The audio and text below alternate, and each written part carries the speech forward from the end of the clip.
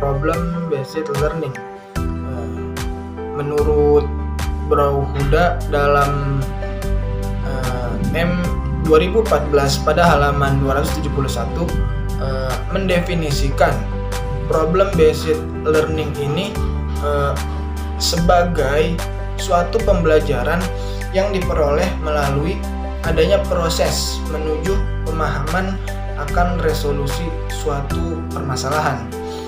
Jadi pembelajaran dengan model problem based learning ini dimulai dengan adanya masalah yang dapat dimunculkan oleh siswa ataupun guru, dan kemudian siswa memperdalam pengetahuannya tentang sesuatu yang telah diketahuinya sekaligus yang perlu diketahuinya untuk memecahkan suatu permasalahan yang nantinya bakal diajukan baik oleh siswa ataupun oleh seorang guru. Selanjutnya yaitu karakteristik problem based learning atau PBL. Nah, yang pertama, karakteristik problem based learning ini yaitu pengajuan pertanyaan atau masalah. Nah, jadi siapa sih yang mengajukan pertanyaan atau masalah? Nah, yang mengajukan suatu pertanyaan ataupun masalah yaitu adalah peserta didik ataupun seorang pendidik. Nah, yang kedua itu berfokus pada keterkaitan antar disiplin. Yang ketiga, menghasilkan produk dan memamerkannya. Jadi di sini mengharuskan siswa untuk dapat menghasilkan suatu produk tertentu dalam karya yang nyata. Produk tersebut bisa berupa laporan ataupun model fisik, video maupun program komputer. Nah, yang keempat yaitu penyelidikan autentik. Apa itu penyelidikan autentik? Jadi penyelidikan autentik itu penyelidikan yang membutuhkan suatu penyelesaian yang nyata dari suatu permasalahan yang nyata. Maksud dari penyelidikan autentik ini yaitu usaha yang dilakukan oleh seorang siswa untuk mencari pemecahan suatu masalah secara mandiri. Selanjutnya yaitu kelebihan model PBL menurut S. R. Putra. Yang pertama, siswa lebih memahami konsep yang diajarkan.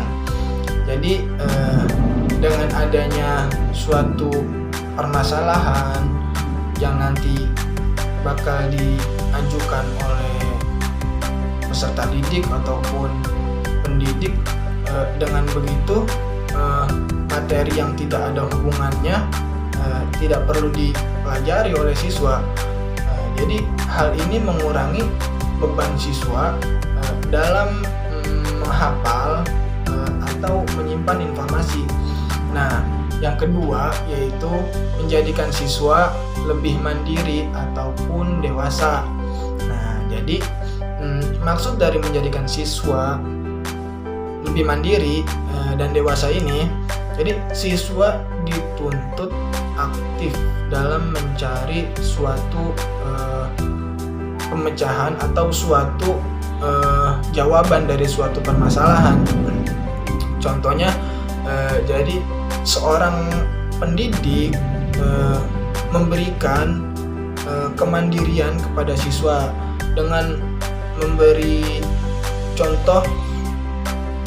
Siswa harus mencari jawaban atau referensi dari jawaban-jawaban tersebut yang nantinya akan didapatkan di dalam perpustakaan. Nah, yang ketiga yaitu menumbuhkan kemampuan kreativitas siswa. Maksud dari menumbuhkan kemampuan kreativitas siswa yaitu diharapkan dengan adanya suatu permasalahan yang nantinya akan diajukan dari peserta didik ataupun dari pendidik, itu diharapkan dengan proses-proses pemecahan suatu permasalahan tersebut, siswa dapat menumbuhkan kekreativitasan. Contohnya yaitu dengan video video-video ataupun karya ilmiah ataupun yang lainnya. Nah, yang keempat yaitu melibatkan siswa secara aktif dalam memecahkan suatu permasalahan. Jadi maksud dari poin yang keempat ini mungkin siswa nantinya bakal dibagi menjadi 2 ataupun 3 kelompok yang diharapkan mereka saling berdiskusi, mereka saling berinteraksi. Dengan begitu sangat diharapkan siswa dapat menumbuhkan atau memiliki suatu kekreativitasan pada diri mereka masing-masing. Nah, mungkin seperti itu kurang lebihnya.